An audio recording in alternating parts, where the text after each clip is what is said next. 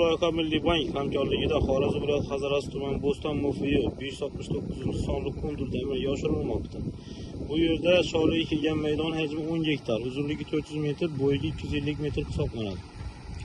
Bu yerdagi ekinlar zamonaviy usullar bilan parvarishlanmoqda. Hozirda ekinlar unib chiqish holatida. Ekinlarni yetishtirish 90 kun davom etadi. Yetishtirish jarayonida sug'oriladi va tabiiy mineral o'g'itlar bilan oziqlantiriladi. Dalada ishlayapti texnikasi, fermer oilasi. Ushbu loyihada 20 ta dehqon xo'jaliklar biriktirilgan. Har bir uchun o'rtacha 50 sotikdan yer maydonlari to'g'ri keladi. Loyihani samarali amalga oshirish uchun Didi tadbirkor Umid korporatsiyasi ishlab chiqarish kooperativ biriktirilgan.